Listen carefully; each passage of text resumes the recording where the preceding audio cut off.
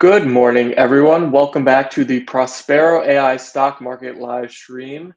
Let's see some of our familiar faces roll on in here. We have a lot of topics to cover to get the week started in the stock market. Uh, so remember to like the video, share it, and if you find anything of value, please subscribe. We are on the path to hitting 1,500 subscribers. I'm going to be getting into some of the stories we're going to be covering today. I see George is in the stream nice and early today, so good to see you, George. Well, let me take our viewers through some of the topics we'll be getting into. As the market seems to be recovering, we're seeing some nice action in the QQQ and SPY and option sentiment. We'll get into the market update, stock like Meta, which we've been focused on, some sectors like materials, energies, utilities, and then we'll take you right into some of the stocks that are going to be reporting this week. We are through the thickets of earnings season, but there are still some interesting companies to be reporting this week. So we'll mention some of them and how they're looking in Prospero and what to watch out for with those. This is an article that caught my story because whenever you see something promoting 100% downside protection, your ears perk up. So there was a new ETF launched, ticker CPSM, but we'll get into what that ETF offers, how it's structured, and how they're marketing it, and if it's correct. And then we have a story that kind of intersects a lot of the themes that we've been talking about on this stream. So cool Eli Lilly story about how their AI is making novel discoveries. It also mentioned in the article how Google DeepMind kind of got this whole thing started in 2021 with their AlphaFold discovery, and a pretty cool stat about the speed at which AI has been able to improve Eli Lilly's business, but we'll get into all of that. Next, if you can guess which company and which CEO has been buying up shares over the past year, take your guesses in the comments right now. I'll let you know if you get it correct, but if nobody guesses right, you'll have to wait until we get into the story to find out which company and which CEO it is. But it's a popular retail stock, so maybe that'll give you some clues for our people in the audience right now. Like usual, Warren Buffett led the Berkshire Hathaway sales report over the weekend. There's a lot of good moments. We'll get into all the details of it. Berkshire just has a mountain of cash. We'll give you the exact details on the numbers of that and what they did with their Apple position. And then lastly, for the people that were in our stream on Friday, we're going to circle back to a story that we didn't get to about the cyber attack on United Healthcare because the people wanted it. So we're gonna get to it today, and then ending with the model portfolio. But George, do we want to do our market update right now and kind of talk about what we're seeing going on in the markets currently today? Yeah, we definitely can. I think that it's, what we've seen in terms of a resurgence on QQQ and SPY net option sentiment is very encouraging. I mean, it's one of the faster turnarounds we've ever seen. In terms of especially the SPY net option sentiment. I mean, we're talking about last week, it was hovering around 8 for, almost a full day. Where I'd see like 3 data points in a row, like 9:40 a.m. on the first, it was at 13, at 14 on the first, at halfway through the day, end of day at 8, and then opened up. Well, it opened up the next day at 40. So pretty much just a full day. It was around those levels, which is, what I kind of said. And this big of a turnaround is really exciting and impressive. And the one thing is, you can see if we shared in our newsletter, and I can just like pull up really quickly because we have been watching this pattern. I think for people that read our newsletter pretty closely, they know that we are, pretty cautious and defensive. But we also like to call out bull runs when we see them. And we had one of our most, bullish letters that we've written in a few months last night. And the big thing that I just wanted to like show people quickly, and we don't, typically share, but I wanted to see like, NVIDIA. This is the first, I'd say, big catalyst that we said. And the big thing that we've been talking about, if you listen to our live streams, or even if you don't, I'm going to tell you what we've been talking about in terms of the market volatility was that we were not seeing clarity even among institutions for, large cap growth, if they like those. And the reason that we use large cap growth is because that encompasses both like the tech giants, like, NVIDIA, as well as communications giants that are higher growth, like Google, Meta, things like that. So that's why we really like looking at large cap growth for this. So what we were seeing is one day it would be up, one day it would be down. And we were looking for clarity there because we said until the market decides if they think AI is like overvalued or it still has room to run up, no one's going to be able to get a good read. So we've been watching for various proxies. And one thing that we saw that, was kind of the beginning of our, we might be going bullish again, is this. You can look in NVIDIA and you can see our upside breakout, which typically does not move that much in a day. You can see it go from, kind of the mid 70s to on close on the 24th to 87 on the 25th that opened. And you can kind of see, what's that meant. We saw this rise before the price started to rise. And the other thing that we wanted to call everybody's attention to is, while we don't cover these stocks and for our higher conviction portfolio, I'd say they're not as attractive as, names like NVIDIA, SMCI, Microsoft even that made it in our portfolio this week, just because they're more downside protection in those more mature companies. And that's what we like. We like growth that's really well supported by profitability. But it's hard to ignore what you're seeing here on weekly charts for C3.ai as well as Palantir, where you definitely saw them hit a pretty hard bottom, and you even see a couple bull flags here in the Palantir chart. So that's what started to make us, even more bullish. That had us loading up a lot on tech, AI, and that was supported. I think it opened today. So it's always good when you have a thesis that it might be turning around and that thesis is supported. And by the way, just so you guys know, the thing that we look at, we share this in our letters, especially pretty often with our our paying customers. You can see this large cap growth, right? And actually small cap growth on a weekly looks like it just passed it. But you can see that we have much more consistent performance over the last month. Large cap growth has been the best, even though it's had some up and down. On the week, it's looking, much better than anything else in mid and large cap. And today it looks like, the small caps are really doing a lot. And that's one of the things that, we do look at these trends, and you can see in our shorts, we actually filtered out market cap less than 2 billion as we added them. So that's a trend that we also did anticipate. But yeah, I think we're definitely seeing, a lot more bullish action. Like one of the things that I said to my paid subscribers is like, hey, I'm always kind of risk off, but this might be the right, week to take risk, because the fact that we're in a bull market isn't necessarily like common, like, I would not necessarily like a commonly repeated thing. And we might be on a nice bull run here that started. So it might be a time to take on a little more risk. We always advocate long short, or at least, hedging with the SQQQ, especially if you're tech heavy. But, other than that, I think it's one of the better starts to the week that I can remember in a bit.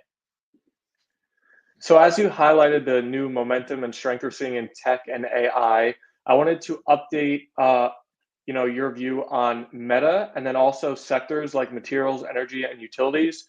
Meta had their earnings pullback that we saw a couple of weeks ago. So maybe they could catch their footing and find new strength. They were the number one stock basically in Prospero for a long time. And then when things were looking defensive, materials, energy, utilities were kind of being highlighted in the signals. Are we seeing that happening less or not at all now that we're seeing Well, strength in tech? yeah, I mean, I think to be clear, Meta kind of got filtered out this week of our screener because it had high dark pool rating, and some other stocks did as well. But we're also seeing an option sentiment fade a bit on Meta. So it's those two things that made us a little more cautious. Long term, we love it. It's a 100 upside breakout, but what we always kind of say is that there's ways to have a long-term portfolio in Prospero, and it's a great long-term stock. If you just want to set it and forget it, Meta is a great long-term stock. But I mean, especially because this is the fact that we say all the time. They're the second best in terms of 2024 forward PE in the Magnificent Seven, and they're the third fastest growing company. And that kind of combo just tells that, like, from a value perspective, it's attractive. And what's nice about the Prospero signals is we like it from a value perspective. But then it's completely supported when you look at something like upside breakout. We know that there's an overwhelming, positive net demand for calls above where the stock is trading, and with that high upside breakout, and low downside breakout means there's lower demand for puts below where the stock is trading. So that's what we like to call kind of like a holistic view of matching value and our signals that are measuring kind of completely different things and emphasizing kind of institutional movements. So we really like that. And Stephen, the next chance you should really share our meta case study, because it's something we've been on for a while, had a lot of clarity and some big victories on. All right, yeah, I'll be doing that in the chat after I spin it over back to George. But I wanted to, even though earnings season, we've kind of gotten through the most of it. There's still a couple companies reporting this week. Some are probably interesting to our viewers, so I wanted to give you a list and tell you and ask you if any of them are interesting to you this week coming up. So we have Palantir, Disney, Reddit, Shopify, Airbnb, and Robinhood.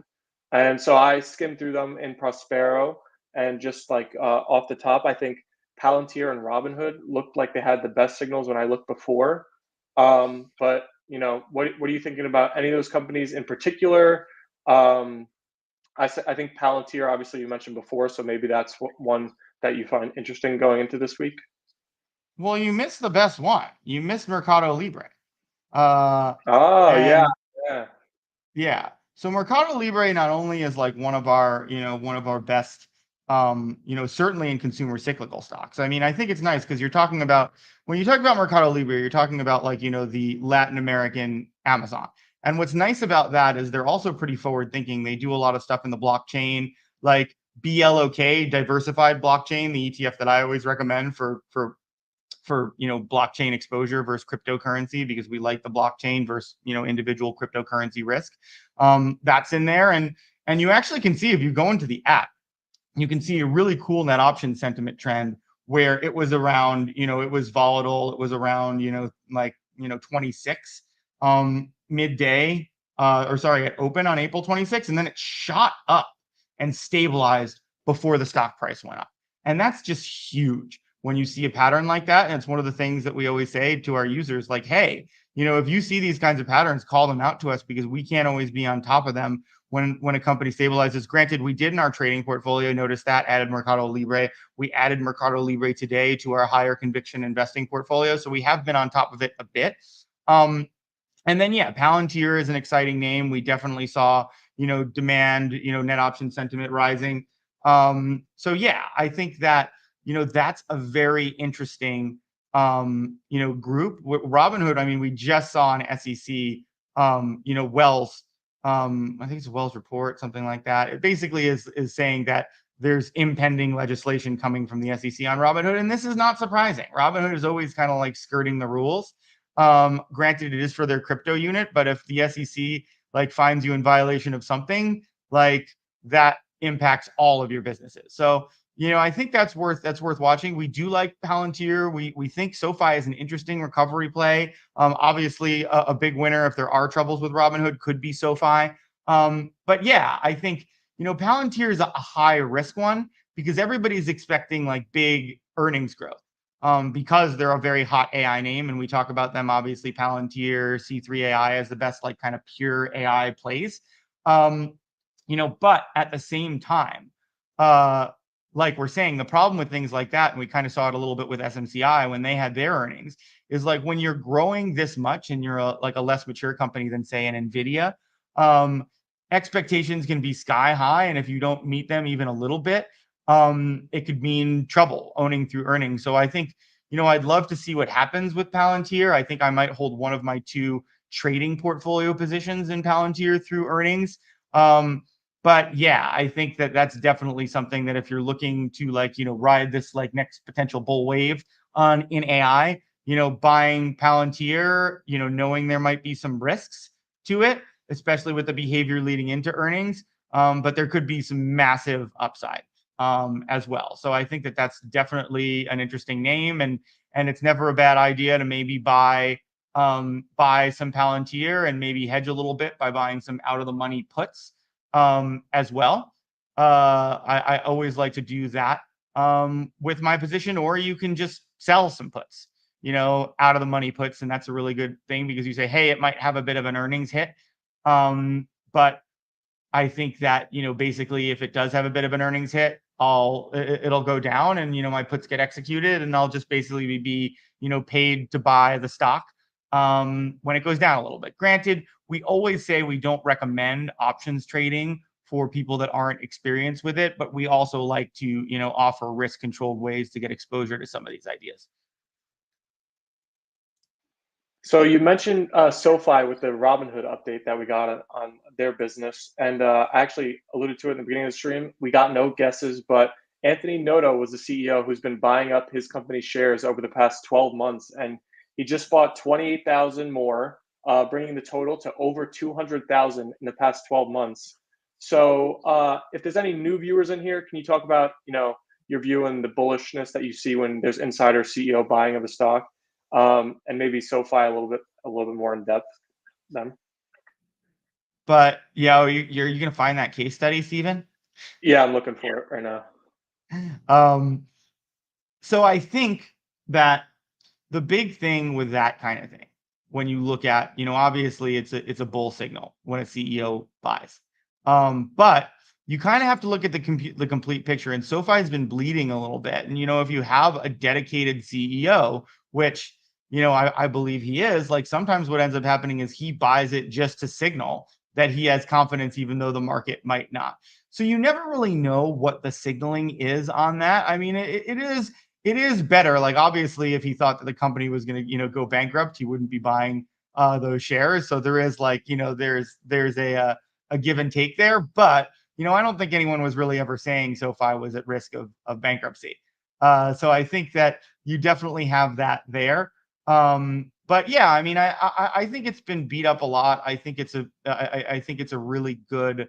I think the way they've come to market is smart, but it's very hard to be like a startup bank, a startup, a startup broker, just because, like, I think they are trying to build like a more quality product that's less like, kind of what Robinhood does, which is like, push people towards risk.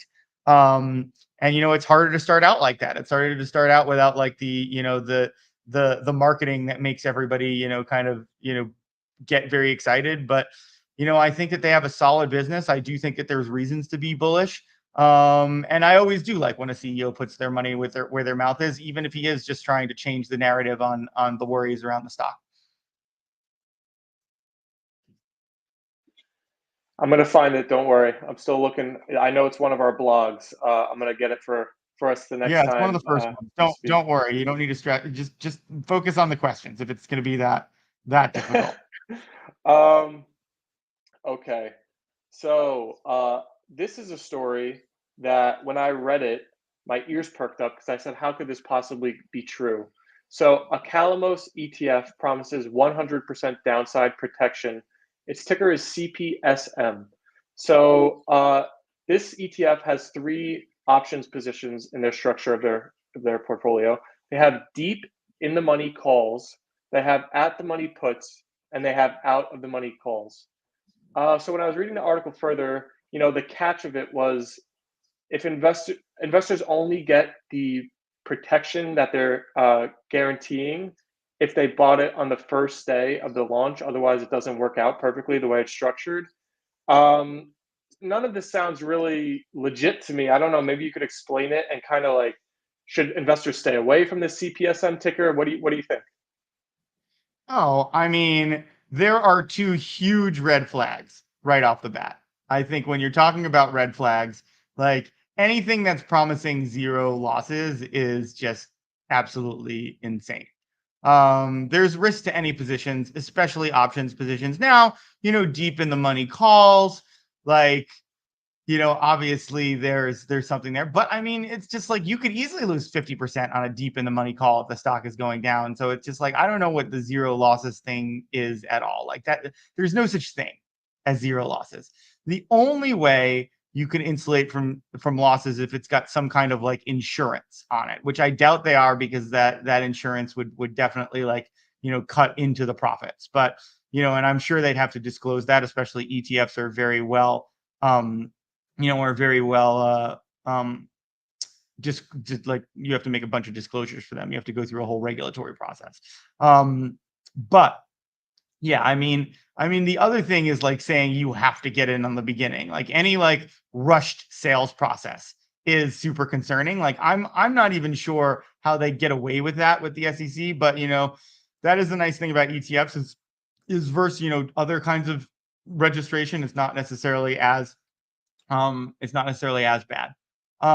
But yeah, I mean, those two things right there are just like hugely concerning. And I don't like really know what their plan is or how they do the marketing, but I would stay away from anything that just like, and this is not even just a stock lesson. This is a life lesson. I'd say anything that's promising no downside, like you have to stay away from. And I always say like, whenever I'm like vetting anything, whether it be like, a new vendor or anything like that, I just say like, I'm always just like, what am I missing? Like, what's the catch here? Like anything like that. And like, if they don't even have enough empathy to be like, oh, like here are the risks, like blah blah blah, like to like really give you what you're saying, then it's just like then there is something that they're covering up. I found almost categorically. Um, and then there's the other aspect to it, where it's just like uh, where it's really anything with a rush sales process. And this is something that's even more broader. Anything that's like trying to be like, well, if you don't do this now, it's going to cost X dollars more, like blah, blah, blah. You're going to miss the risk control if you don't do it. That is, I would say, almost as big of a worry as someone promising you no losses. Those like neither of those things don't really exist and they're huge red flags. So before we get into the next topic, I see we have crossed the 1,000 viewer mark for today. So thank you everybody for tuning in. Glad to see a lot of people in here. I'm sure we have some new faces. So if you haven't heard me say it before, we're happy to answer any questions or comments you have. So I'm going to be checking in with Twitter, the people on Twitter right now. So comment them and I'll look to see if we get any. People on YouTube, you can do the same. If you like the content we're sharing, you can like the stream. But I'll roll into the next topic and see if we have any questions after that. Yeah, you So should this post the story, meta case study on Twitter too. okay. So this story is one that kind of intersects a lot of themes that we've had ongoing in the stream. So Eli Lilly has been one of the favorite stocks in Prospero. It has very strong signals. So there was a news story about how scientists that were working at Eli Lilly were surprised by the novel designs that their AI tech was coming up with in part of their hypothetical drug discovery research program. Also, in the article, it shared that Google DeepMind kind of got this whole industry and tech started with AlphaFold in 2021, and we always highlight Google's tech and how it's kind of maybe underappreciated. Um, but another really cool stat that was shared within the Eli Lilly side of the story was that the AI tech that they're using, the speed of discovery that it can do in 5 minutes is what scientists used to be able to do in a year at the company. So that's just pretty astonishing. And it's crazy to think that, AI tech is still relatively new. So, like, how much further could it possibly go in another decade or whatever? But yeah, Well, it's kind of funny that you bring this up because actually one of my funniest stories on, I did an AI as a service company for 8 years before I started Prospero. And I was like mainly doing predictive problems, helping people build out predictive pipelines in finance. But I did some other ones and I pitched to like a lot of different kinds of organizations that were looking to get ahead of the curve. And one of them was in drug discovery. And I basically like I talked to an executive and they said like I was like, no, I think AI could be like much more efficient in finding these molecules that will work, like making trials more intelligent, lower failure rate. And he basically was like, well, we get a lot of grants for running our business this way, and like it's just basically like there's an ROI on those grants whether or not the drug succeeds. And so he's basically like, we're just more comfortable with our like throw shit against the wall and see what sticks strategy. And that's like really even funny because like the government is kind of condoning that, in our kind of pretty broken healthcare system. But what's really funny about that is like I've been talking about, how much I love Eli Lilly's innovation program and just what I've read about it and things like that. But I wasn't even aware that they were having such success from their AI. So I think that that's pretty funny because I didn't even know they were succeeding with an idea that I just pitched probably like 10 years ago and just was like brutally shot down. And now they're a high growth company that are doing that. And it makes sense. Like all like all people are doing are like, you have to know what computers can do better and what they can't. And when someone's like suggesting a molecule, they're basically doing mental math on, biochemistry, what they've known to work, and they're basically kind of guessing if it'll work. But like, even them, all of the studies, like a doctor, and you can think of a brain computer in a doctor, right? And you could think of them looking at all of the drugs they've ever studied, right? But the difference between all the drugs that doctor has ever studied and maybe all the studies they read and what like an AI can do in terms of like reading every study ever, really understanding like, not just what's in the molecule, but like, deeper into like the actual like genetic makeup of anything that they're working with, because, humans can't really understand a genome. Computers can. And that right there is kind of like the divide. Like we can understand parts of it that computers have helped us understand. But mapping the genome for the first time, that was something that we required a computer to do. So they're just basically able to do all of this math, computers, that we can't. So yeah, like we're just scratching the surface. And the thing about that scratching the surface is the more tests that they run through, because the thing that computers really need is, and we talk about this all the time, a training set. And they need to know like when they're wrong, what they did, what was wrong about it and what it wasn't. So as we get these iterations, these molecules that these computers invent, the more data that we have going back to them about the success of the trials, the smarter they can be about understanding what they know and what they don't, and get kind of smarter and smarter. And I mean, you look at like even the mRNA vaccines, like that's basically like an AI like genetics combo thing right there. And like, yeah, a lot of the most promising disease um disease cures, whatever, I believe are just like, one of them is like re-engineering viruses. So they take very effective viruses and they re-engineer them to say attack cancer cells, because they've been currently engineered to like multiply by looking at our cells, or our healthier cells, and we basically figured out how to re-engineer them, basically change their brain computers. And there's a lot more promising things there in these new molecules. But like, yeah, the future is pretty exciting in terms of actually being able to cure. I mean, things like some of them are looking at even like, curing aging. And that's like a lot of what like the billionaires are looking at now. Unfortunately, I think it might be too late for anyone like maybe like 20 or older, I think. But hey, if you have a kid that's younger than that, they might not have to deal with aging by the time they grow up, which is, is something very interesting for overpopulation. But that sounds like their problem, not ours.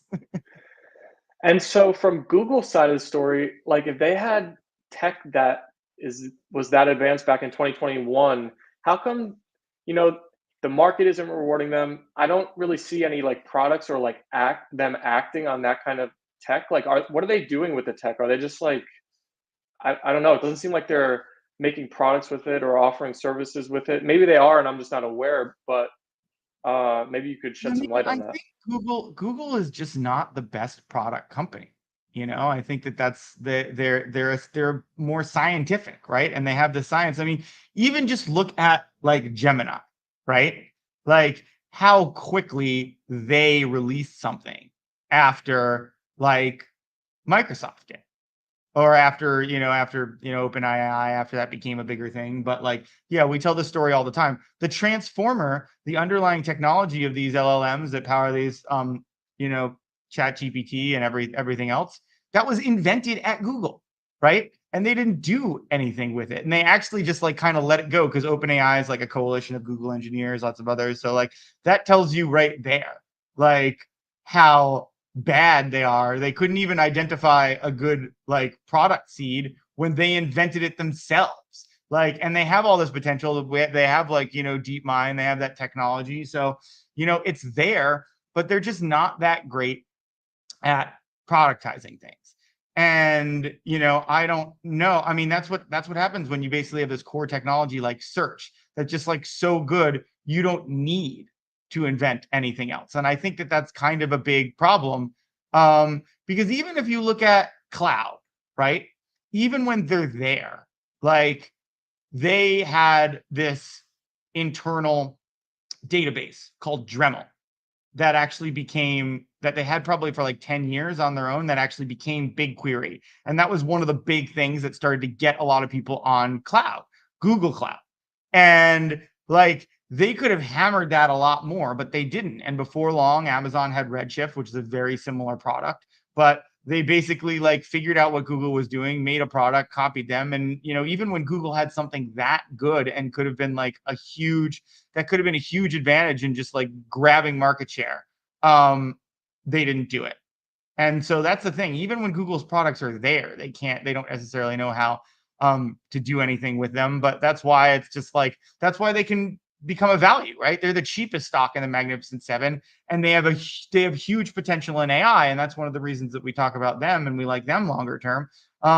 Because like they might not be good, but at it, and that might cause them to be undervalued, but they do sometimes do very well on products historically. It's not completely foreign to them. They are a big cloud player. But yeah, I think that, that becomes a very tough thing for anyone to odds make. But I think that, yeah, there's tons of potential. And that's kind of where, having the best brain in terms of, Mu Zero, if you want to Google something, that's, kind of what their brain does. That's what came from DeepMind. But yeah, having that could always be an advantage. So you can't really count them out. And like you even see things with Apple and them potentially going with Gemini for an AI solution for them. Right. I think that's a bet on Google's brain, eventually offering a product that might be market leading. Speaking of Apple, that brings us into our next segment very nicely. Uh, Actually, let's cover this comment before we get into Apple. So, Saucepot Sassbox is asking, is there a preferred stock when it comes to Alphabet's Class A versus C for you? Class A versus C, and I'm sure you're meaning basically like Goog versus Google. Um, I mean, it doesn't make a whole lot of a difference. Like, what I tend to do is like sometimes one of them runs when I'm entering, sometimes one of them runs higher in net option sentiment, and I tend to just grab that one. But like they're going to move essentially the same. Like there's not unless, and that's why I'm like, unless I see basically differentiated options movement among them, that's really the only time I'll adjust and pick one. But it really doesn't make a huge difference other than like markers like that, where I see something where I'm like, oh, this one is like trading this one is at a higher net option sentiment. So I'm going to go with this one. But it really does just come down to that. They're going to move very similarly at the end of the day. Okay, so thank you for your question. Hopefully that steers you in the right direction. So we had a Warren Buffett shareholder meeting over the weekend for Berkshire Hathaway, and it's crazy because these events look like concerts now. He's like filling a stadium of investors that all want to see Warren Buffett speak because his age and his legacy and impact and everything. But there was a couple noteworthy events that happened during it. So obviously, R.I.P. Charlie Munger, who passed away about last year.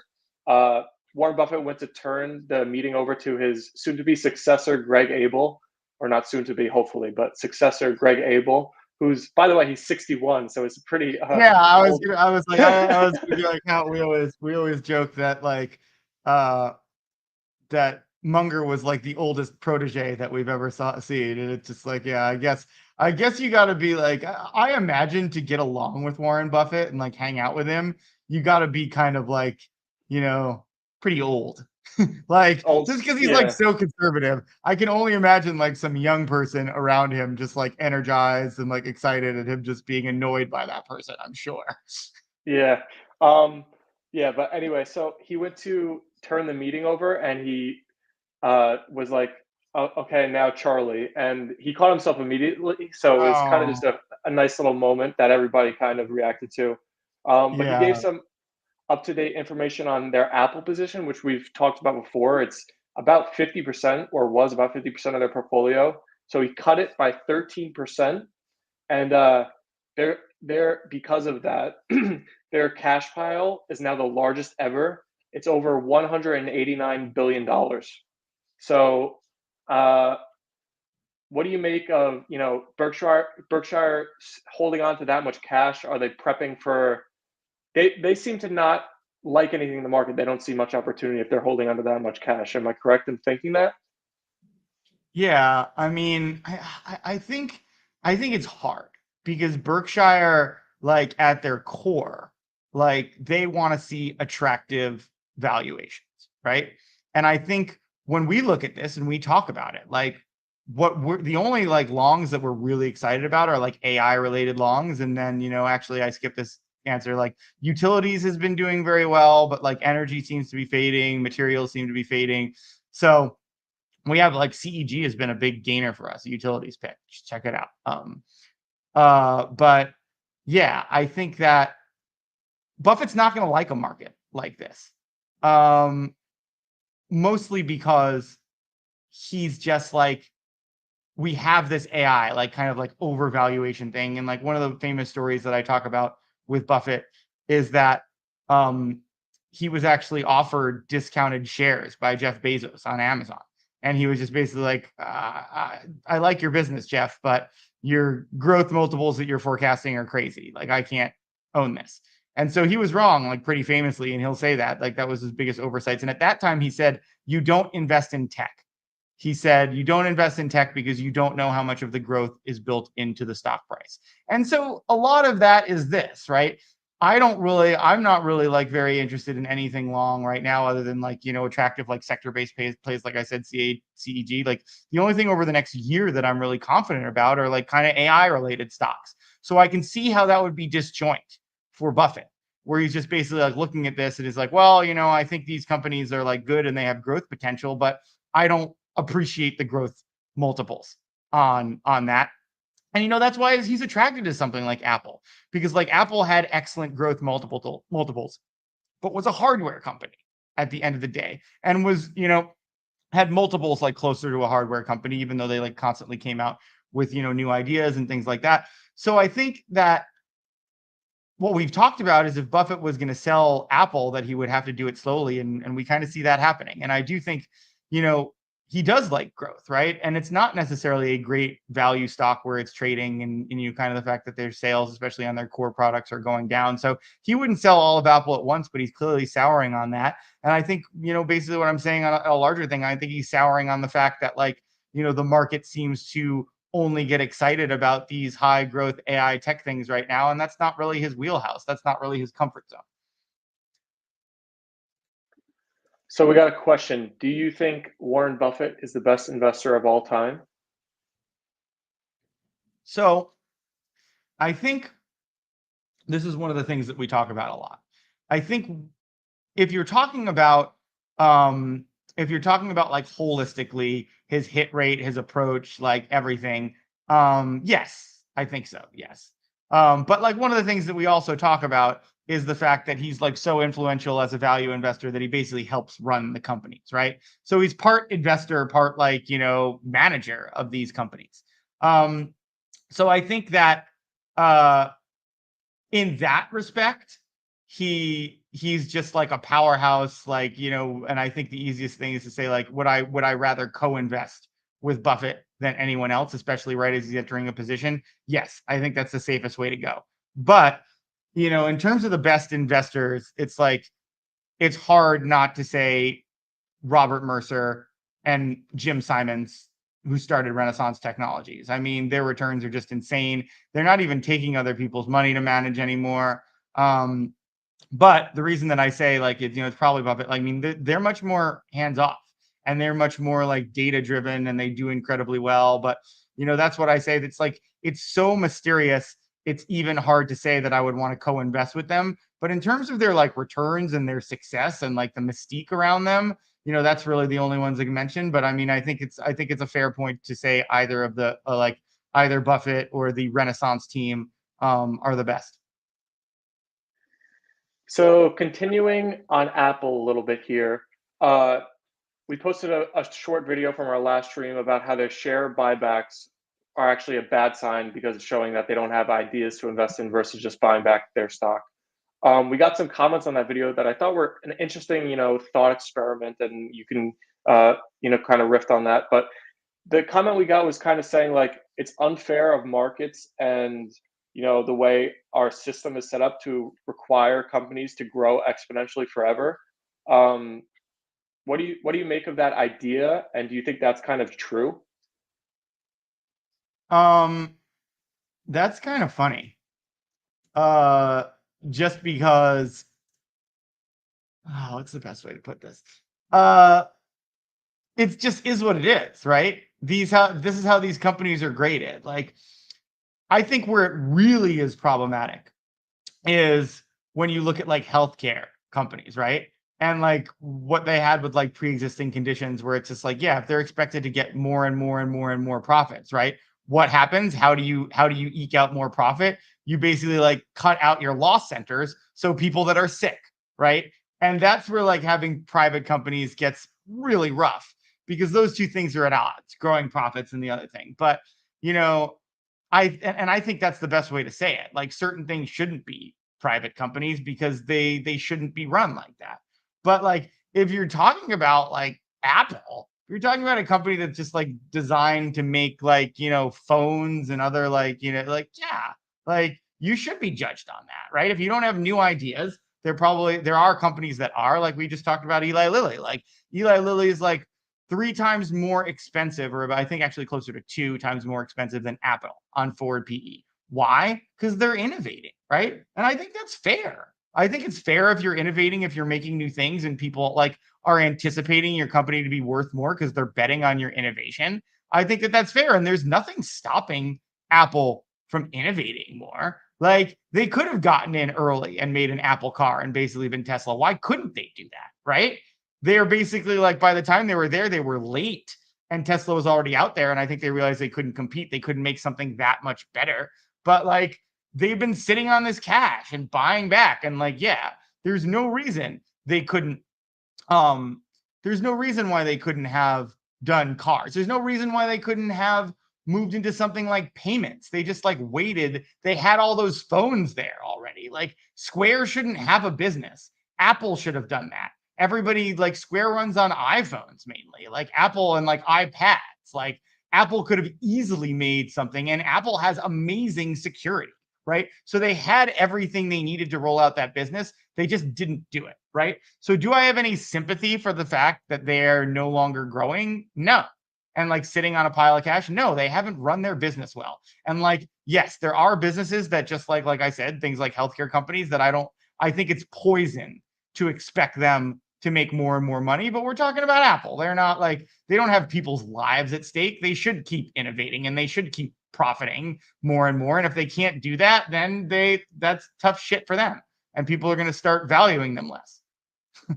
Do you think Apple could ever have a renaissance? Because it was only a few years ago where Microsoft was looked at very differently than how they are looked at today, where they're on like the cutting edge now, and they're one of the like most valued tech companies in the world. I think it was under Steve Ballmer where they were trading for much lower valuations, very like the investor base was not, they weren't on the cutting edge of tech, it seemed like, and they kind of reinvented themselves with Satya Nadella. So could Apple do that? Do they need a CEO change? What are your thoughts on all of that? I think you said it. I think they need to see, like, I don't think Tim Cook, Apple, like, and you see it. They didn't even follow through on the Apple car. Like, this VR headset we heard about forever. And it's just like, it did not like people like beyond the fact that I've heard some like pretty negative reviews on it. It wasn't like the Apple thing, right? Where something new Apple comes out and everyone has to have it. It didn't have that magic. Like, and I was even saying before that, I was like, we'd have conversations like this, and I was like, yeah, they have to do well on the car, they have to do well on the VR headset, and now we're just seeing that they're rolling out these new products, and they don't have this like Apple magic to it. So I do think Tim Cook's the problem. I don't like, and Tim Cook seems to be like a great guy, great manager, like, but he's not a guy that leads innovation, I don't think. And they need someone that leads innovation. And to talk about Nadella, who I think has done a great job, right? I think he understood that Microsoft was not good at innovation. So what did he do? He bought innovation. And that's what you have to understand what the strengths of your company are. And like I don't think he was. I think he would have been batting his head against the wall if he got into Microsoft and he was like with his current team, just being like, "Hey, what are our ideas? Like, we got any innovations? Don't my doors open?" Like, I don't think that would have gone well for him. But he did something smart, and he bought teams that were good at innovating. And I actually think through all those acquisitions of teams that are good at innovating, I think they've become a more innovative company. Like, I think obviously they acquired GitHub, and I think what they did with Copilot, like, is really cool. And I think it was smart to acquire like Chat GPT to like enhance those capabilities. Like, those are really, really smart things that they're doing. But they're not really they're not really good at all. Like they weren't good at innovation, and I think Apple will have to maybe go through something similar. So Joseph's commenting, I know Joni was in charge of design, but do you think this is also a reason why Apple is no longer innovating? And to piggyback off his question, we always rank Magnificent Seven stocks based on PE and valuations and everything. You want to try to rank them based off innovation, how you see them currently? That I think that's a kind of an interesting list. Yeah, I could definitely do that. Ugh, SMCI, I was thinking about getting in. I shouldn't Risk obsess on about week. that You said it in your portfolio time. newsletter.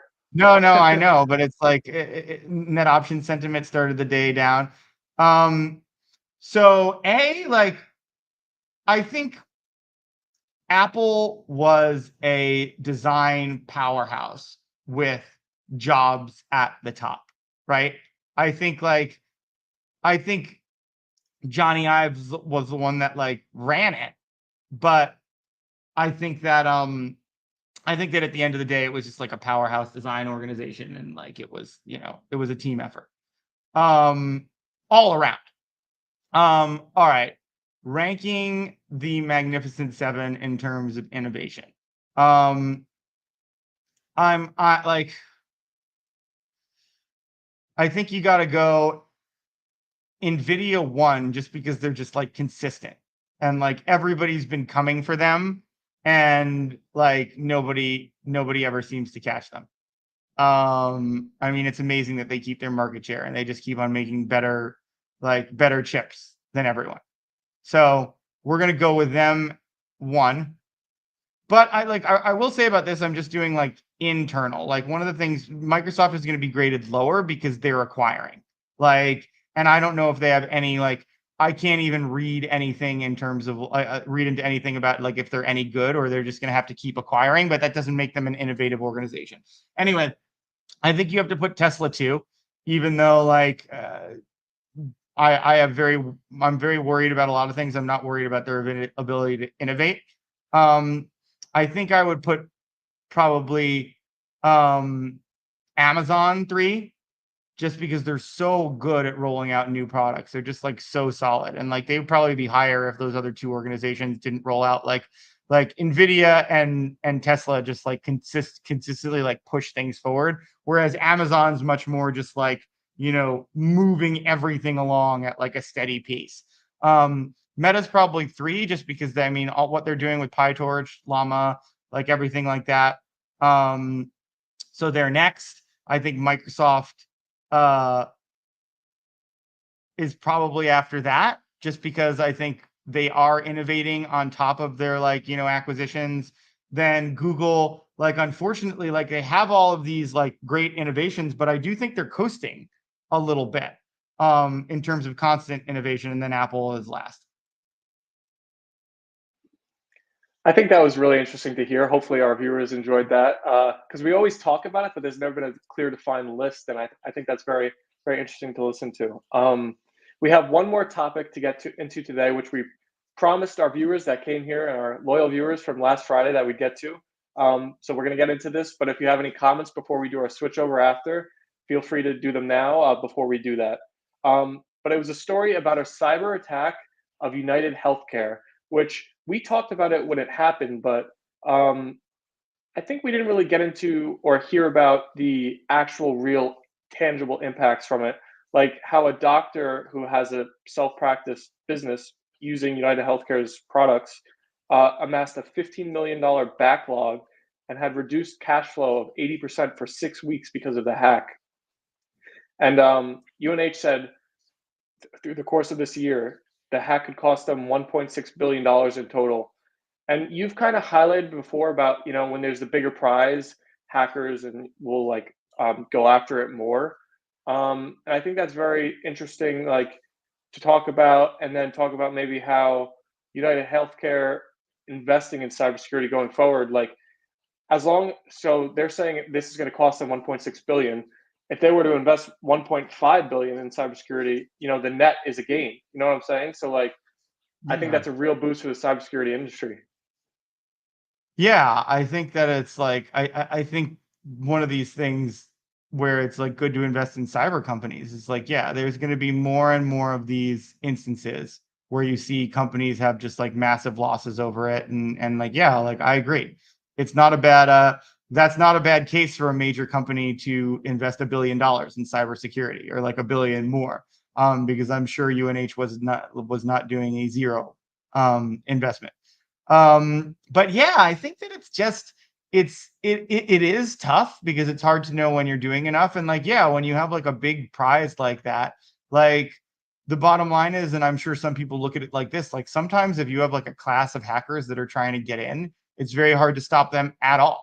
Obviously, you don't want to make it easier. You don't want to necessarily like go down, but yeah, like I think that it's definitely something that you know, I don't really see it happening that happen often on conference calls yet, or maybe like I haven't really seen it a lot in like, 10 Qs or whatever, but maybe it'll even become a bigger part of how companies are assessed, where like people start asking them on cyber, like on calls, like what their plan is for cybersecurity, and if they've done like, good like penetration tests where you basically hire hackers to like get in and things like that.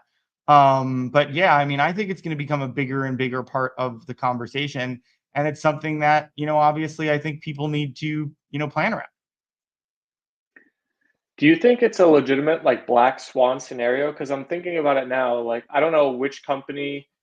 I think Microsoft might be the biggest like corporate like if they were hacked, it would affect the most companies because so many companies rely on their services. I don't know, maybe there's another one, but if that were to happen and all of Microsoft's users had an 80% reduction in cash flow for like 6 weeks, and I'm not saying each story is equivalent, but just in that scenario, like that would be a complete black swan, right? Could the market like just shrug that off? Y- I don't think so.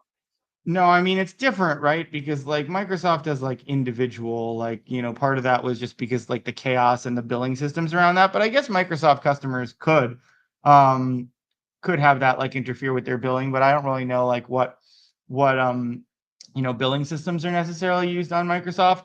But yeah, I mean, I think when you talk about cybersecurity though, and you talk about like the actual risks, I think it's more just like, it's bigger for like our power grid, things like that.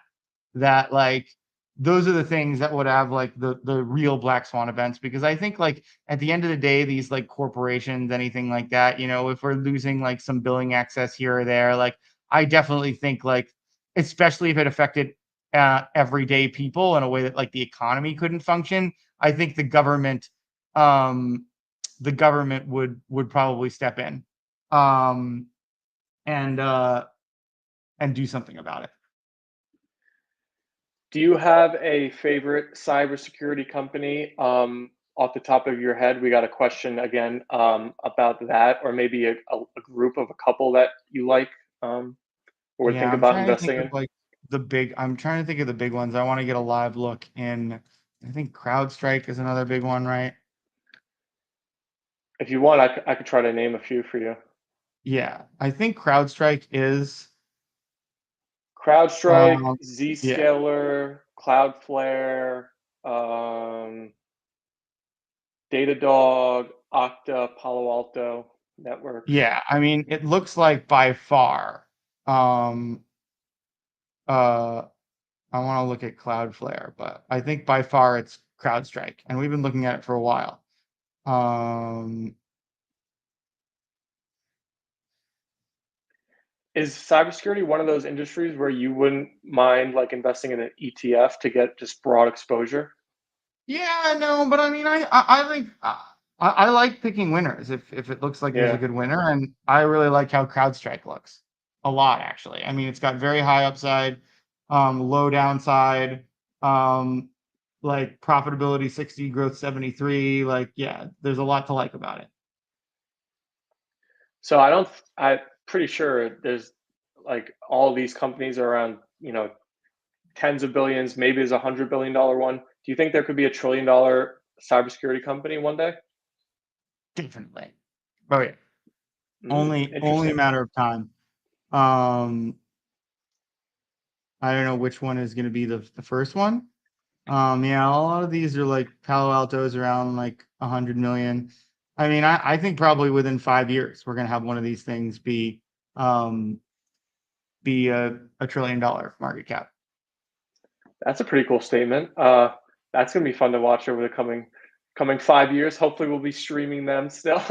But that's our last topic for today. We can do our switch over now if you want. We ended slightly early today, but if there's no more comments or questions and we want to do switch over, we can. I'll look at Twitter quickly again before we officially cut it.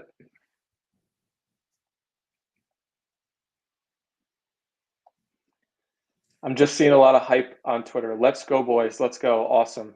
No questions, though. Yep. Okay, let's do the transfer. All right.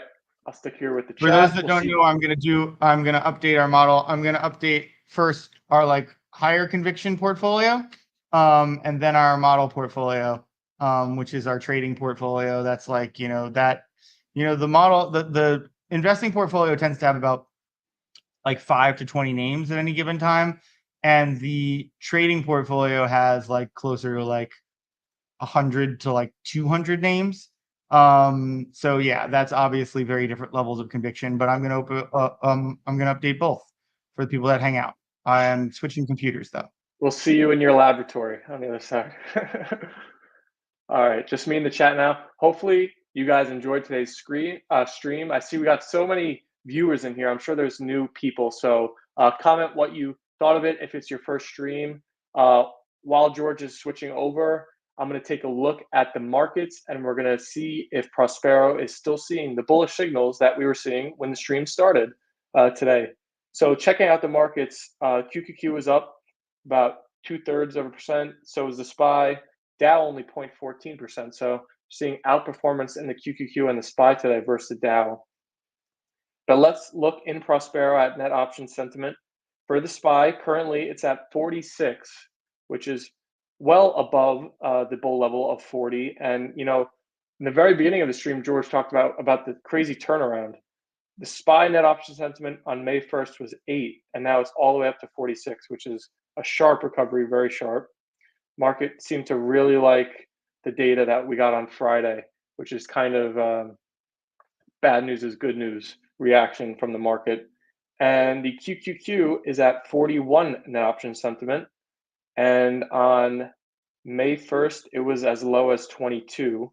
So another strong recovery, kind of a V in the signals that we were seeing within Prospero on the time series graph for both the QQQ and the SPY.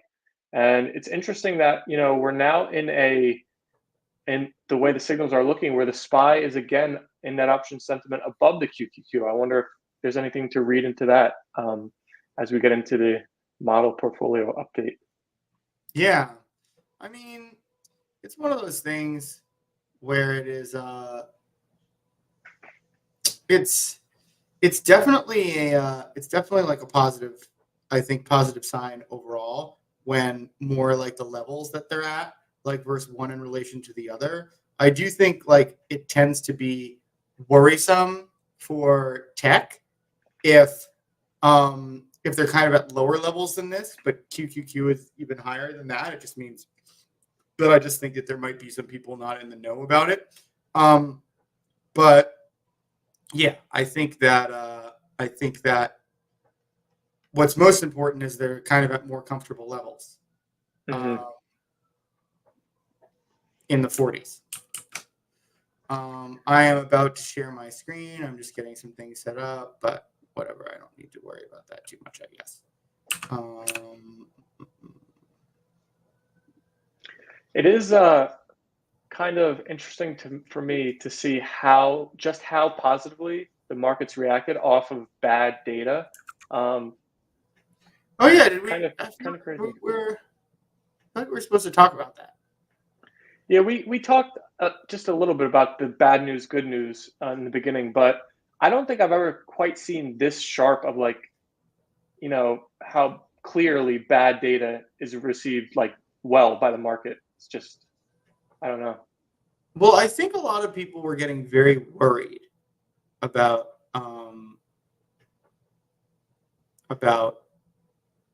uh, rates not dropping, and this was just like convincing them that like they were going to have to start cutting them soon.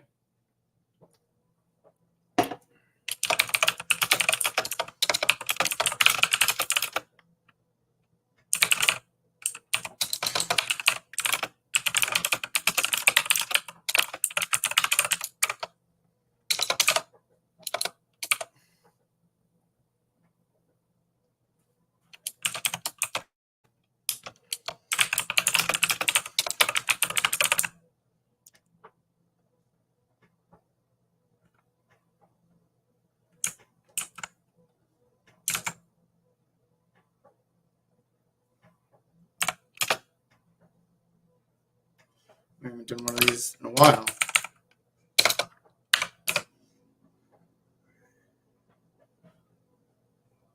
Current portfolio. I need to grab yesterday's.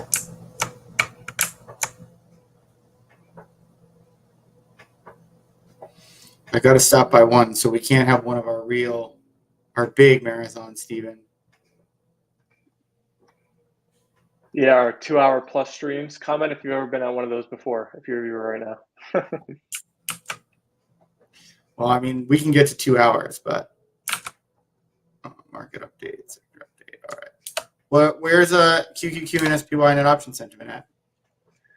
So the QQQ was at 41. Let's see if it's the same. QQQ is at 43, and the SPY is at 47. The bulls are out.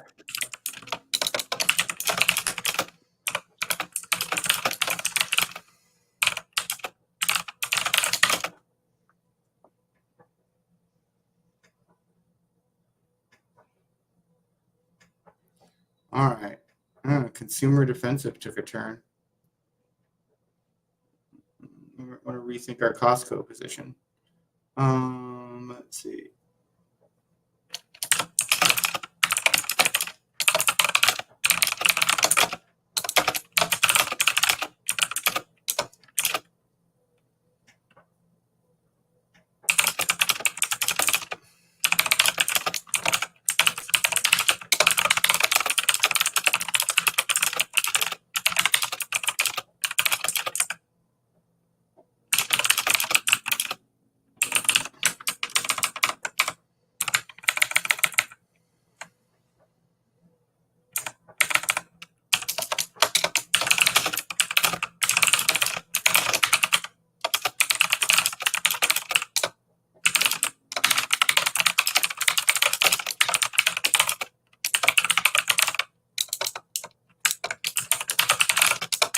I wonder if for the people, Stephen, you should call out, like for people that are just listening, you should call out a little what I'm writing. I don't think I can do it because it's too much multitasking for me. But you can see my screen, right? Yeah. Yeah, you can call out a little bit what I'm writing. I mean, here, like, maybe I should just talk about it a little bit more. I mean, here we're definitely seeing the small cap stuff continue. I do like to see that like large cap growth is staying strong. Otherwise, there would be more. But like, yeah, it looks like a bad time for value stocks.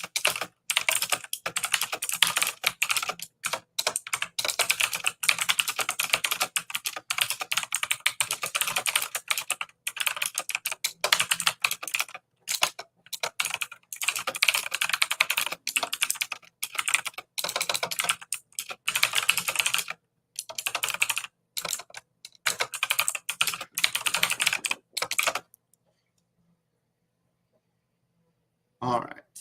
Now let's take a look. I want to look at this. I'm just going to copy this down here for myself again. All right, let's just see. I looked at SRPT and I was considering dropping it, but it has 98 net option sentiment. So I was like, nope, guess not that. But I do want to check. I'm going to check on Costco in Prospero signals. So Costco is at 77 net option sentiment, which is in the nice upswing. I don't think I'm going to ditch it yet. But Baidu has really not gotten off to the start I wanted it to. But the setup is still there. It's got a positive net option sentiment. I'm going to keep holding it. Although upside breakout is a little down, but I guess I'm good on all. I'm going to look at Goog too, because I might. No, 78. I mean, it's back on the upswing. It did open at 81. It's not. I'm going to keep my eye on it, but yeah, nothing there. I am more curious about the shorts that are performing well. BXMT, let's check it out. BXMT, still at 22 net option sentiment, so I'm not necessarily moving. Let's look at ACI. I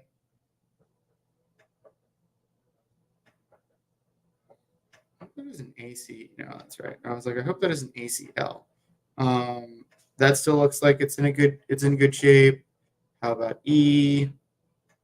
Yeah. That's still good. VFC. Ooh, VFC is coming up a little in net option sentiment. I might look to exit that. All right. How about Pink? There's a new name. No. That's Scott Lowe. All right. I feel good on all of them.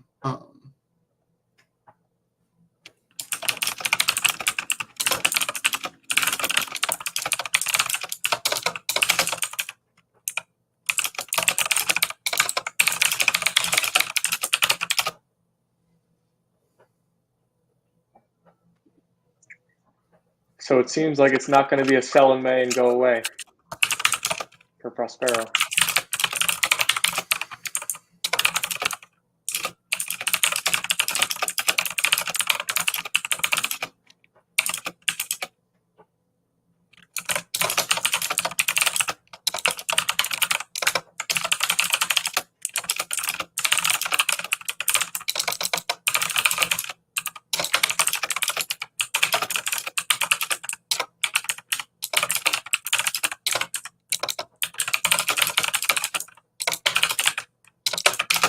Okay. So that's done. Oh, well, we're not doing that. All right, that's done. We did that quickly. All right, now the trading letter. Any questions on what I just did, anyone? I wonder who we have. It's funny, we can't see how many, we can see how many live YouTubers we have, but we can't see how many live X people. You want to check on X to see if there's a... Yep, I'm on it.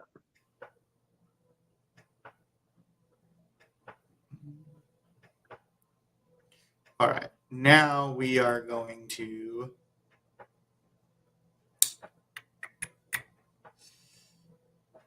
Now we're going to do another screen share. And this time we are going to do... I mean, I'm not quite ready for this yet. I'm thinking of doing like a big clear out of the short positions. But today I'll probably just add more long positions. But we did get pretty aggressive with our...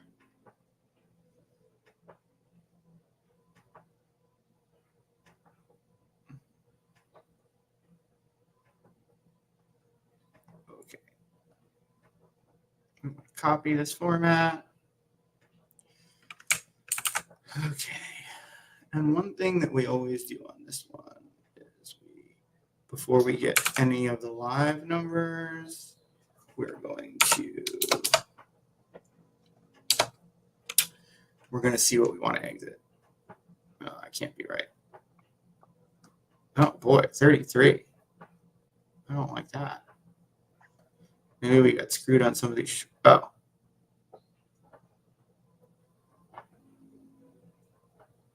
Well, that's the problem.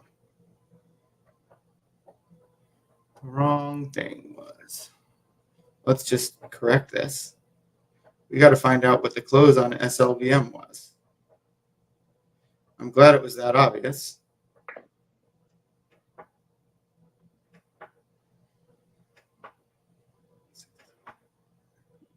No questions on Twitter right now, but we did cross 8,000 followers, which is pretty cool. So if you're on YouTube and you don't follow us on Twitter, I'll share it, and you can follow us there as well. PLTR is up today.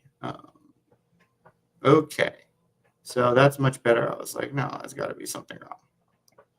All right, let's see anything here. Oh wow, Google. That's what we said. For whatever reason, that Google is like has an attractive options chain on it. So we're getting out of that.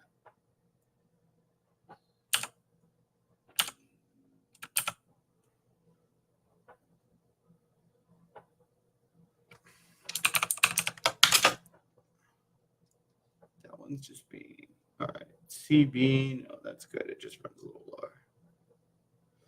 But let's check our trading view.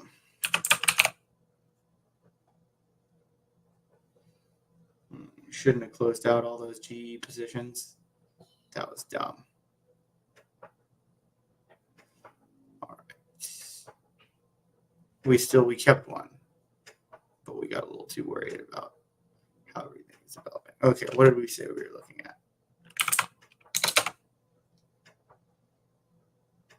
No, Chubb's looking good. Oh yeah, Chubb's looking very good. Sometimes those insurance ones run lower. That's looking good. ANET we held on to. Happy about that. All this stuff is looking good. ESTR is looking good. BRT, SRBT. Great. All right. And one thing that I wanted to see.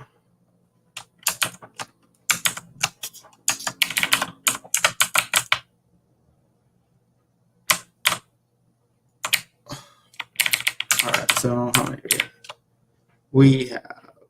65 shorts and how many longs? 65 longs. Okay. I think we definitely want to switch more.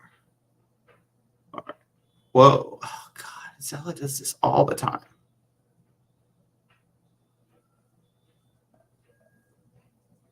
See, that's why we avoid the small cap things.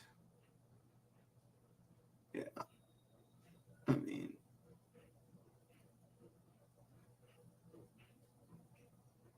because they just get out of hand so quickly.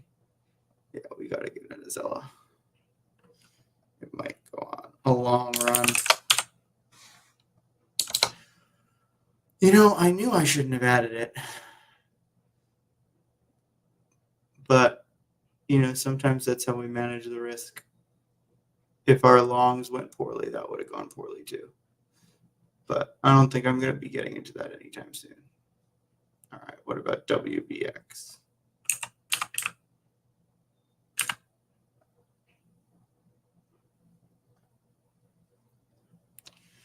You're gone too.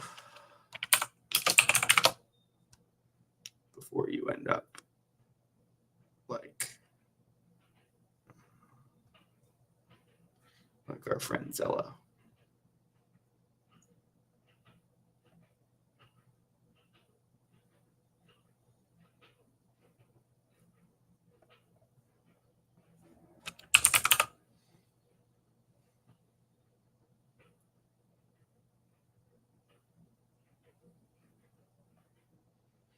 It's revenge of the small caps. Yeah, we just got to get out of these things. Until they stop, like, those things are just getting hammered. and we were doing well with them, but not today, it looks like. All right, NJR.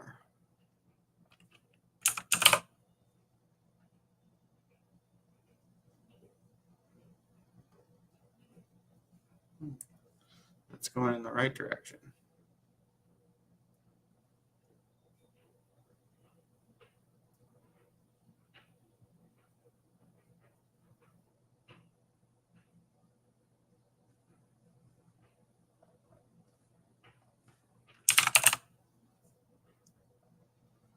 See, and that's the thing. Sometimes things can look good, but these are just like Lucid gets pretty memey, and like even if the signals look good, same with SPC. Like, and if there's like appetite, you just have to get out, even if the signals are there. Unfortunately, Because that's just like a pure momentum, like relief type of move, right? yeah, exactly. There's not anything to it other than just like people getting excited about it. But like people getting excited about it can carry it a while, and like my attitude on that is I'd rather get back into it when things look better. Like, don't fight the crowd. I thought I closed out IRT.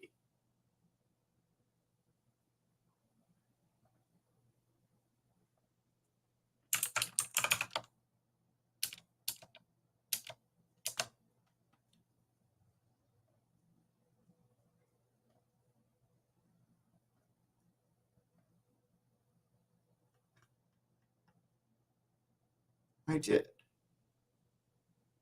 Okay, I have to look into that.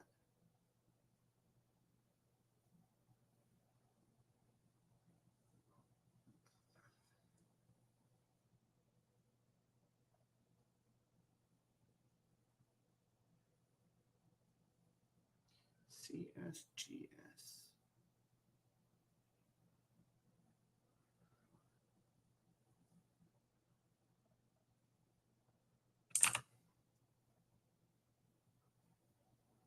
That's another one. It's pretty memey. Oh, I wonder if this looked this way too. What was the other one? No, it didn't. All right, I'll keep my eye on BW. Okay.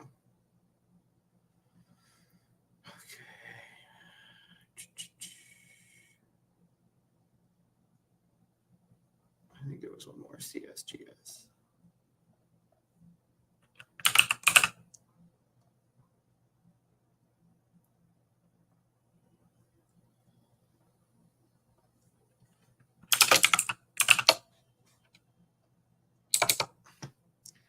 All right, I think that is everything.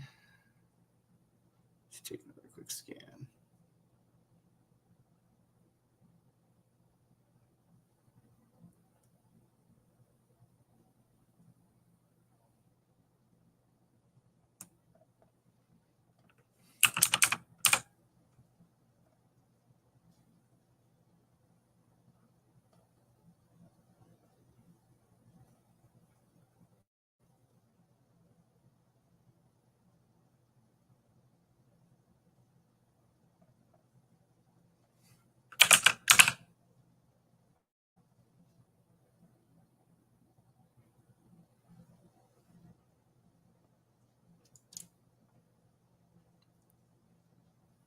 Okay.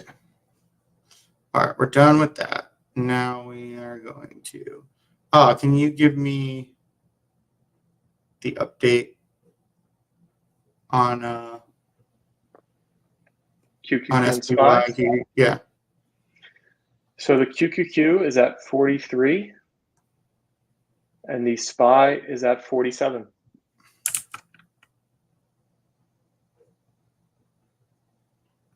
All right. Well, I guess we can grab that. Are there any other signals that you pay attention to at all in those, or for them, or no? Like upside, downside? Sometimes, but like upside and downside are like longer term signals. So like, yeah, I tend not to care about those as much. The reason I thought about that is because I was just looking and I was like, I wonder if one day dark pool showed like 99 for spy, like what would the reaction be? Yeah, I mean, I think if I saw anything weird, but I barely even look, to be honest, and I should look better. Um,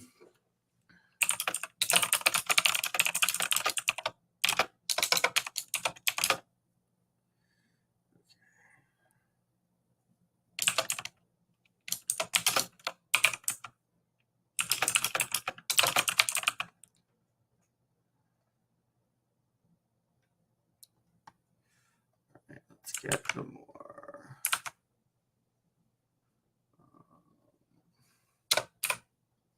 Let's get the more updated sector.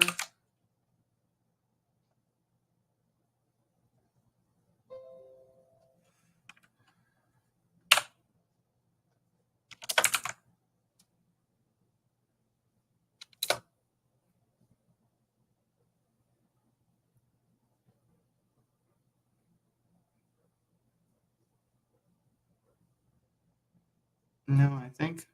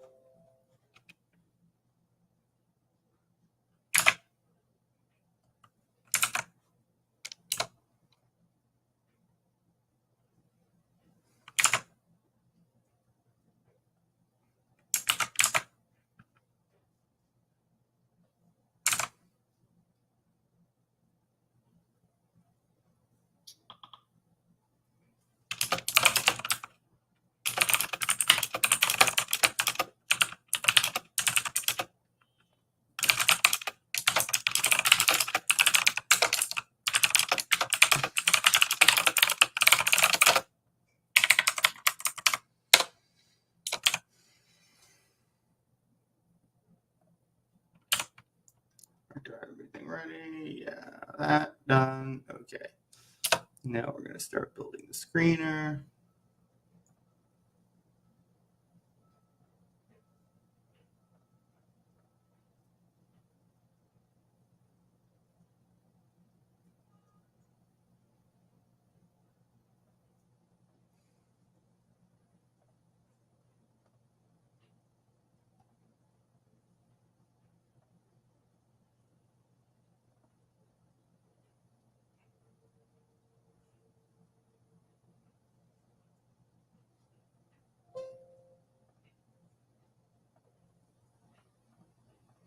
Okay.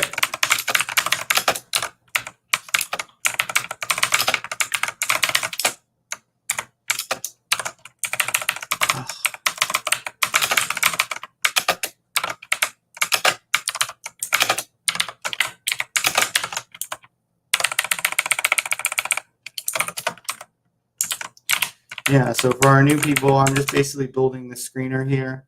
And like basically this is one that we've actually used for a long time. One of the reasons we really like it is because um, it's controlling for like things like dark pool and social sentiment in smaller ways and really emphasizing net option sentiment. So we really like this is one that's worked for us for a while because it's kind of not only like using our signals but weighing more of the information we find important. Okay, so let's get there. What's this? Oh, I did this wrong. Keep doing that.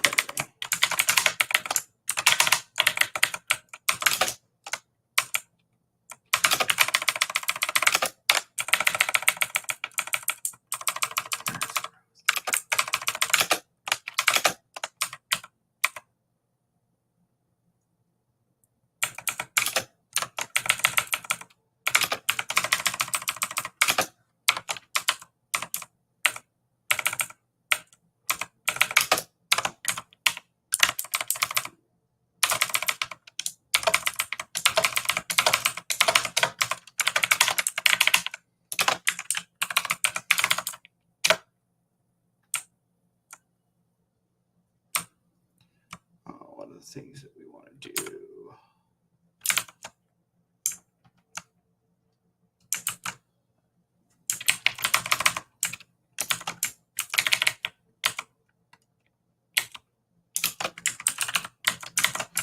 We are increasingly getting market cap in. So we're just going to look this up quickly.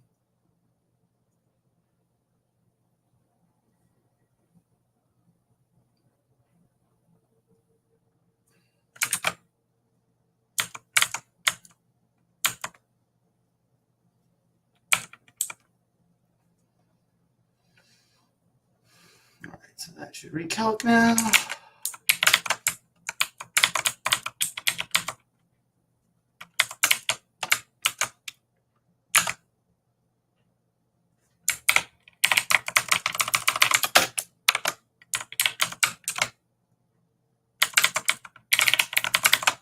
Fit very nicely. And this is when we're looking at shorts, we can actually filter out on the market cap. But we're going to hide this for now because we're looking at longs.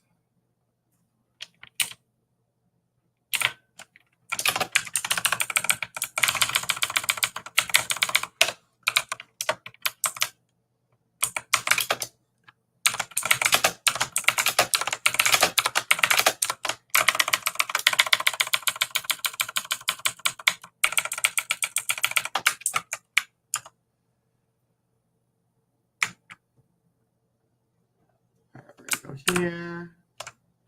Oops. All right, we're going to get back. We're definitely going to get another GE. We regret getting out of that. Anything else? I think we only have one Eli Lilly now, right, Stephen?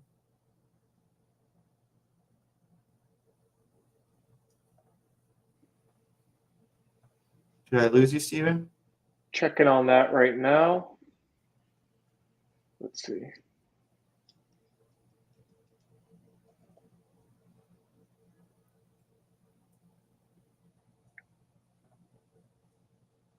Loading.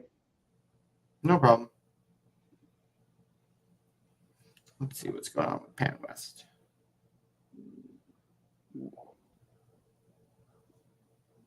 We have two Eli Lilly.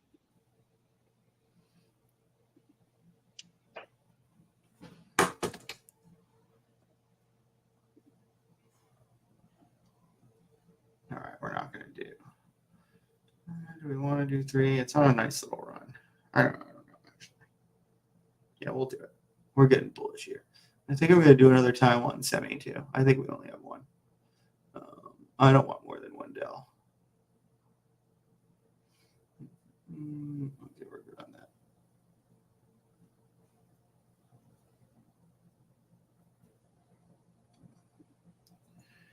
Okay.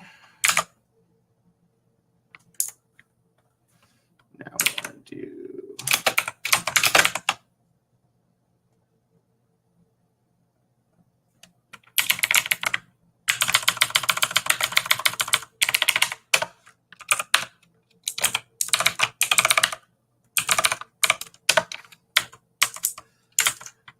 All right.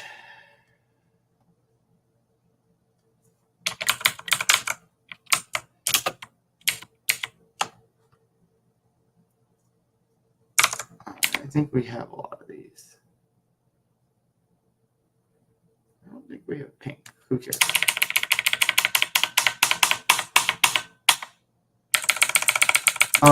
Do we have any MGY open? I know we've kind of been in and out of that.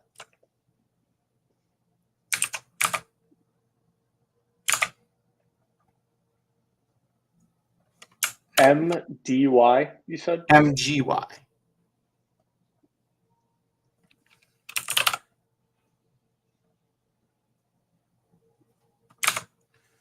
Nope. MGY1. 1, okay.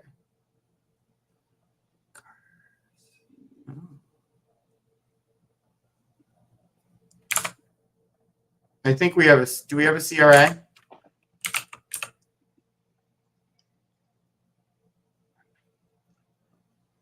We do not.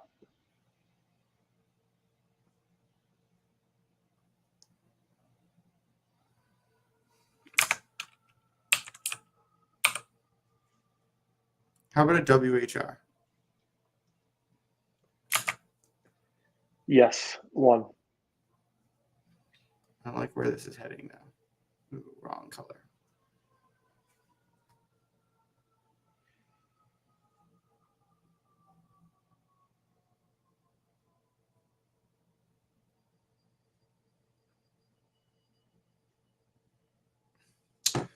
Do that later. EVRG. We're going a little more negative on consumer cyclical. Yes, 1 EVRG.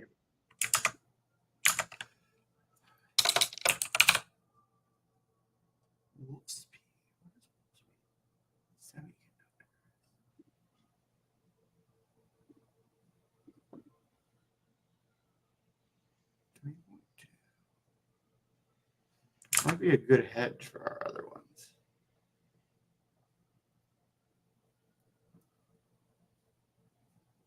What's going on with the option sentiment trend on AMD?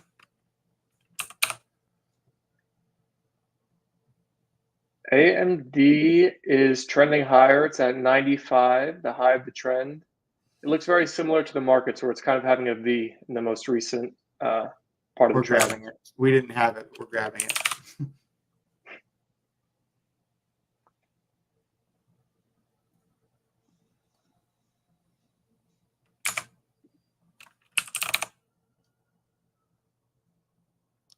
Steve Madden.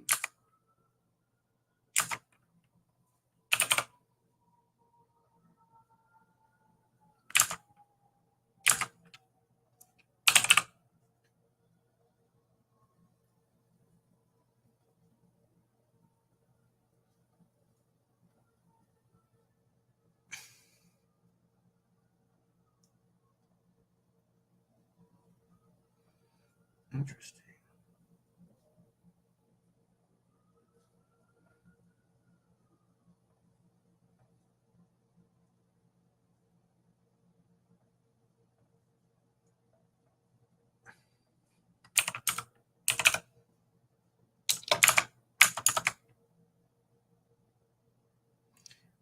See.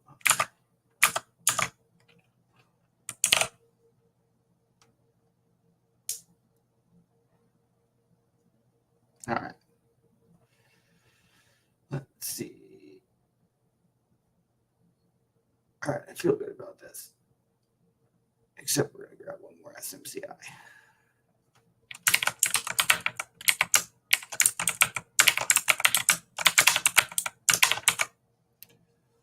All right, here we go. Almost done.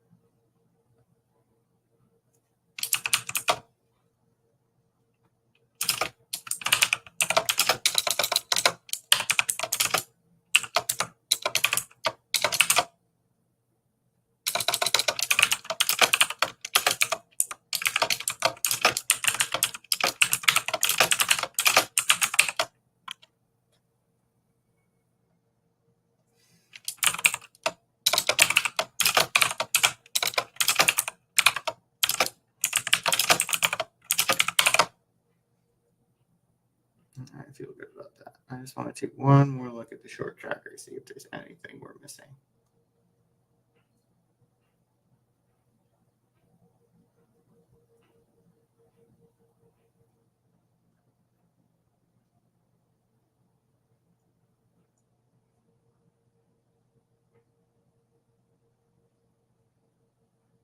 No, wait.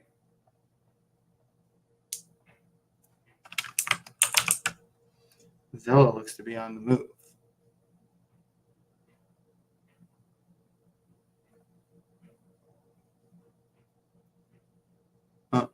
We're going to keep our eye on it today now, I think, because it's definitely going down. We're not closing it yet.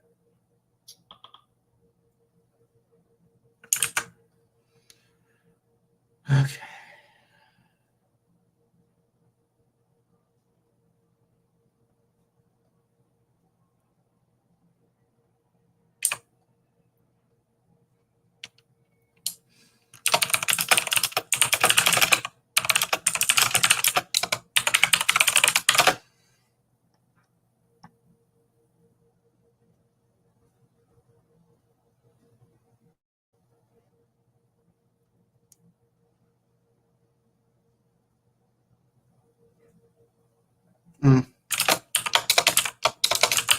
I'm adding a minute here.